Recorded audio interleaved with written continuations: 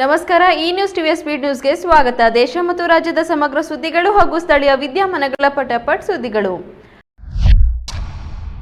ಅಮೆರಿಕದ ನಿಷೇಧ ಕ್ರಮಗಳ ನಡುವೆಯೂ ಭಾರತವು ರಷ್ಯಾದಿಂದ ತೈಲ ಖರೀದಿಯನ್ನ ಮುಂದುವರಿಸಲಿದೆ ಎಂಬ ವರದಿ ಹೊರಬಂದಿದೆ. ನಿಷೇಧ ಕ್ರಮ ಜಾರಿಯಲ್ಲಿದ್ದರೂ ಭಾರತವು ರಷ್ಯಾದಿಂದ ತೈಲ ಖರೀದಿಯನ್ನ ಮುಂದುವರಿಸಲಿದೆ ಅಂತ ದಿ ಮಿಂಟ್ ವರದಿಯಾಗಿದೆ. ಅಧಿಕೃತ ಮೂಲಗಳು ತಿಳಿಸಿವೆ ಅಂತ ವರದಿಯಲ್ಲಿ ಹೇಳಲಾಗಿದೆ. ಆದರೆ ಭಾರತದ ವತಿಯಿಂದ ಈ ಬಗ್ಗೆ ಅಧಿಕೃತವಾಗಿ ಎಲ್ಲಿಯೂ ಹೇಳಿಕೆ ಬಿಡುಗಡೆ ಆಗಿಲ್ಲ. ಭಾರತವು ರಷ್ಯಾದಿಂದ ತೈಲ ಖರೀದಿ ಮಾಡಲಾಗ್ತಿರೋದು ದೇಶದ ಹಿತದೃಷ್ಟಿಯಿಂದ ತೆಗೆದುಕೊಂಡ ಸ್ವಂತ ನಿರ್ಧಾರವೇ ಹೊರತು ಇನ್ನೊಂದು ರಾಷ್ಟ್ರದ ಕೃಪೆಯಿಂದಲ್ಲ ಎಂಬರ್ಥದಲ್ಲಿ ಸರ್ಕಾರವು ಈ ಹಿಂದೆ ಹೇಳಿದ್ದಿದೆ.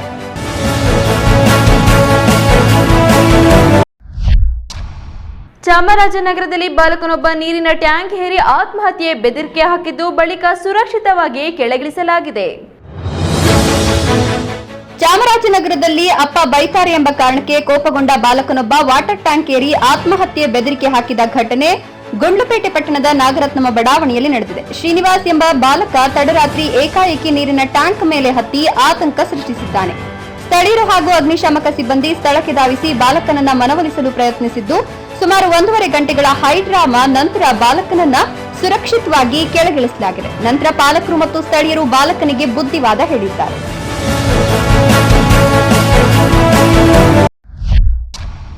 ಹರಿಯಾಣದ ಆಸ್ಪತ್ರೆಯಲ್ಲಿ ವೈದ್ಯನೊಬ್ಬ ವೃದ್ಧ ರೋಗಿಗೆ ಹಲ್ಲೆ ನಡೆಸಿದ ಶಾಕಿಂಗ್ ವಿಡಿಯೋ ವೈರಲ್ ಆಗಿದೆ. ಹರಿಯಾಣ ರಾಜ್ಯದ ಪ್ರತಿಷ್ಠಿತ ಆಸ್ಪತ್ರೆಯೊಂದರ ಐಸಿಯು ವಾರ್ಡ್ನಲ್ಲಿ ನಡೆದ ದೃಶ್ಯವೊಂದು ಈಗ ದೇಶದಾದ್ಯಂತ ಸಂಚಲನ ಮೂಡಿಸಿದೆ. ಚಿಕಿತ್ಸೆ ನೀಡಬೇಕಾದ ಕೈಕಳೆ ವೃದ್ಧ ರೋಗಿಯ ಎದೆಯನ್ನ ಅಪ್ಪಳಿಸಿರುವ ಆಘಾತಕಾರಿ ವಿಡಿಯೋ ಈಗ ಬಹಿರಂಗಗೊಂಡಿದೆ. ವೈದ್ಯರೊಬ್ಬರು ವೃದ್ಧ ರೋಗಿ ಇದ್ದ ಹಾಸಿಗೆಯ ಬಳಿ ಬಂದು ಮೊದಲು ಸುತ್ತಲೂ ಕಣ್ಗಾವಲು ಕ್ಯಾಮೆರಾ ಎಲ್ಲಿವೆ ಅಂತ ಗಮನಿಸುತ್ತಾನೆ. ನಂತರ ಯಾರಿಗೂ ಕಾಣದಂತೆ ಹಾಸಿಗೆಯ ಸುತ್ತಲಿನ ಪರದೆಗಳನ್ನು ಎಳೆದು ಹಾಸಿಗೆಯ ಮೇಲಿದ್ದ ಅಸಹಾಯಕ ವೃದ್ಧ ರೋಗಿಯ ಎದೆಗೆ ತನ್ನ ಮೊಣಕೈನಿಂದ ಬಲವಾಗಿ ಗುದ್ದಿ ಹಲ್ಲೆ ನಡೆಸಿದ್ದಾನೆ.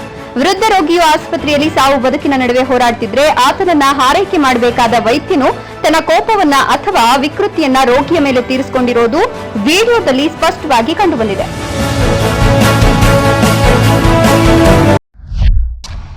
ಪೋಕ್ಸೋ ಪ್ರಕರಣಗಳಲ್ಲಿ 60 ದಿನಗಳಲ್ಲಿ ತನಿಖೆ ಪೂರ್ಣಗೊಳ್ಳದಿದ್ದರೂ ಆರೋಪಿಗೆ ಸ್ವಯಂ ಜಾಮೀನು ಸಿಗುವುದಿಲ್ಲ ಎಂದು ಹೈಕೋರ್ಟ್ ಸ್ಪಷ್ಟಪಡಿಸಿದೆ. ಬೆಂಗಳೂರಿನಲ್ಲಿ ಬಿಎನ್ಎಸ್ಎಸ್ನ ಸೆಕ್ಷನ್ 193/2 ಪ್ರಕಾರ ಪೋಕ್ಸೋ ಕಾಯ್ದೆಯಡಿಯಲ್ಲಿ ಆರೋಪಿಯು 60 ದಿನಗಳಲ್ಲಿ ತನಿಖೆ ಪೂರ್ಣಗೊಳ್ಳದಿದ್ದರೆ ಶಾಸನಬದ್ಧ ಜಾಮೀನಿಗೆ ಅರ್ಹನಲ್ಲ ಅಂತ ಕರ್ನಾಟಕ ಹೈಕೋರ್ಟ್ ಸ್ಪಷ್ಟಪಡಿಸಿದೆ. ಕಾನೂನುಬದ್ಧ ಅವಧಿಯೊಳಗೆ ತನಿಖೆ ಪೂರ್ಣಗೊಳ್ಳದ ಕಾರಣ ಗೋವಿಂದ ಅನ್ನೋರು ಡಿಫಾಲ್ಟ್ ಜಾಮೀನು ಕೋರಿ ಸಲ್ಲಿಸಿದ್ದ ಅರ್ಜಿಯನ್ನು ತಿರಸ್ಕರಿಸಿ ನ್ಯಾಯಮೂರ್ತಿ ಎಂ ನಾಗಪ್ರಸನ್ನ ಆದೇಶ ಹೊರಡಿಸಿದ್ದಾರೆ.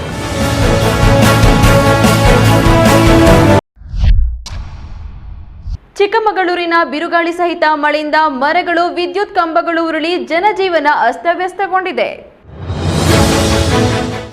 ರಾಜ್ಯದಲ್ಲಿ ಬೇಸಿಗೆಯ ಬಿಸಿಯ ನಡುವೆ ನಿನ್ನೆ ಕೆಲವು ಕಡೆ ಭಾರಿ ಮಳೆ ಬಂದಿದೆ. ಈ ಮಳೆಯ ಅಬ್ಬರಕ್ಕೆ ಚಿಕ್ಕಮಗಳೂರಿನಲ್ಲಿ ದೊಡ್ಡ ಅನಾಹುತಗಳು ನಡೆದಿದೆ. ಜಿಲ್ಲೆಯ ಮೂಡಿಗೆರೆ ತಾಲೂಕಿನಾದ್ಯಂತ ಬಿರುಗಾಳಿ ಸಹಿತ ಸುರಿದ ಭಾರಿ ಮಳೆಯಿಂದಾಗಿ ಹಲವೆಡೆ ಮರಗಳು ಮತ್ತು ವಿದ್ಯುತ್ ಕಂಬಗಳು ಧರೆಗುರುಳಿ ಜನಜೀವನ ಅಸ್ತವ್ಯಸ್ತಗೊಂಡಿದೆ.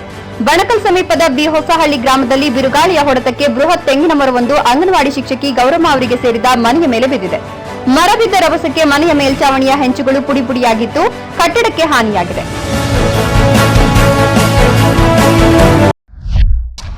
ಲಕ್ನೋದಲ್ಲಿ ಸ್ಲಂ ಪ್ರದೇಶಕ್ಕೆ ಬೆಂಕಿ ತಗುಲಿ 2 ಮಕ್ಕಳು ಸಾವನ್ನಪ್ಪಿ 106 ಮನೆಗಳು ಸುಟ್ಟು ಹೋಗಿವೆ.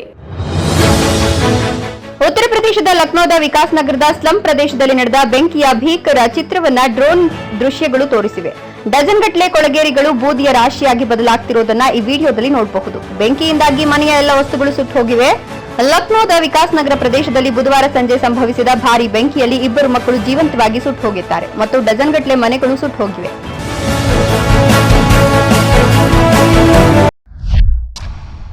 ಕಾರವಾರದ ಬಳಿ ಪೆಟ್ರೋಲ್ ಟ್ಯಾಂಕರ್ ಹೊತ್ತಿ ಉರಿದು ಅರಣ್ಯಕ್ಕೂ ಬೆಂಕಿ ವ್ಯಾಪಿಸಿದ ಘಟನೆ ಆತಂಕ ಮೂಡಿಸಿದೆ.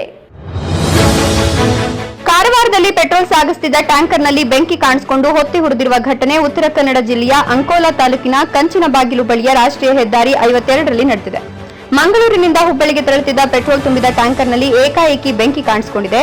ಮೊದಲೇ ಪೆಟ್ರೋಲ್ ಇದ್ದಿದ್ರಿಂದ ನೋಡ್ತಿದ್ದಂತೆ ಟ್ಯಾಂಕರ್ ಹೊತ್ತಿ ಉರಿದಿದೆ. ಅಲ್ಲದೆ ಬೆಂಕಿಯ ಜ್ವಾಲೆ ರಸ್ತೆ ಪಕ್ಕದ ಅರಣ್ಯಕ್ಕೂ ವ್ಯಾಪಿಸಿದ್ದು ಬೆಂಕಿ ನಂದಿಸಲು ಅಗ್ನಿಶಾಮಕ ಸಿಬ್ಬಂದಿ ಹರಸಾಹಸ ಪಡುತ್ತಿದ್ದಾರೆ.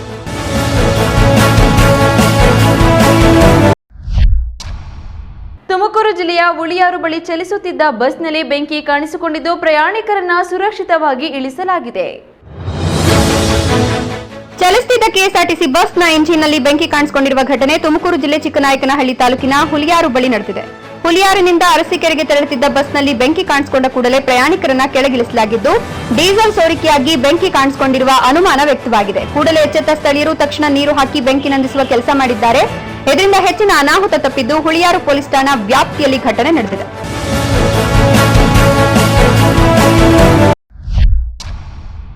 ಉತ್ತರ ಕನ್ನಡದ ಅಂಕೋಲದಲ್ಲಿ 16 ಅಡಿ ಉದ್ದದ ಕಾಳಿಂಗ ಸರ್ಪ ಪತ್ತೆಯಾಗಿದ್ದು ಉರಗ ತಜ್ಞರು ಸುರಕ್ಷಿತವಾಗಿ ಸೆರೆ ಹಿಡಿದಿದ್ದಾರೆ.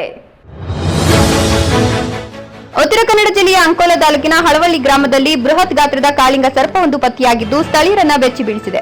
ಮನೆಯೊಂದರೊಳಗಡೆ ಸುಮಾರು 16 ಅಡಿ ಉದ್ದದ ಈ ಕಾಳಿಂಗ ಸರ್ಪ ಅವಿತು ಕುಳಿತಿದ್ದನ್ನ ಕಂಡು ಮನೆಯವರು ಮತ್ತು ಗ್ರಾಮಸ್ಥರು ಆತಂಕಕ್ಕೊಳಗಾಗಿದ್ರು. ವಿಷಯ ತಿಳಿದ ತಕ್ಷಣವೇ ಸ್ಥಳೀಯರು ಉರುಗ ಪ್ರೇಮಿಗಳಿಗೆ ಮಾಹಿತಿ ನೀಡಿದ್ದಾರೆ. ಕೂಡಲೇ ಸ್ಥಳಕ್ಕೆ ಧಾವಿಸಿದ ಉರುಗ ತಜ್ಞರಾದ ಸೂರಜ್ ಶೆಟ್ಟಿ, ಅರಬೈಲ ಹಾಗೂ ಹರೀಶ್ ಮಡಿವಾಳ ಅವರು ಅರಣ್ಯ ಇಲಾಖೆ ಅಧಿಕಾರಿಗಳ ಸಹಕಾರದೊಂದಿಗೆ ಕಾರ್ಯಾಚರಣೆ ಆರಂಭಿಸಿದರು.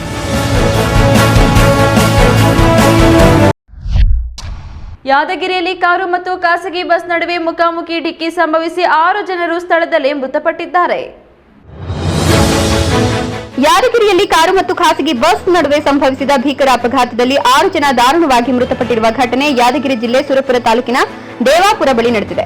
ಯಾದಗಿರಿಯಿಂದ ರಾಯಚೂರು ಕಡೆ ಹೊರಟಿದ್ದ ಕಾರು ಬೆಂಗಳೂರಿನಿಂದ ಕಲಬುರಗಿ ಕಡೆ ಬರ್ತಿದ್ದ ಖಾಸಗಿ ಬಸ್ ಮುಖಾಮುಖಿ ಡಿಕ್ಕಿಯಾದ ಪರಿಣಾಮ ಕಾರಿನಲ್ಲಿದ್ದ 6 ಜನರು ಸ್ಥಳದಲ್ಲೇ ದುರ್ಮರಣ ಹೊಂದಿದ್ದಾರೆ.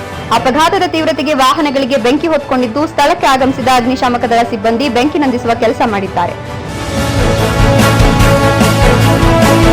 ಈ ನ್ಯೂಸ್ ಟಿವಿಯ ಸ್ಪೀಡ್ ನ್ಯೂಸ್ ಜೊತೆಗೆ ತಪ್ಪದೆ ವೀಕ್ಷಿಸಿ. ಈ ನ್ಯೂಸ್ ಟಿವಿಯ ಮುಖ್ಯ ಸಂಚಿಕೆ ರಾತ್ರಿ 8:30ಕ್ಕೆ.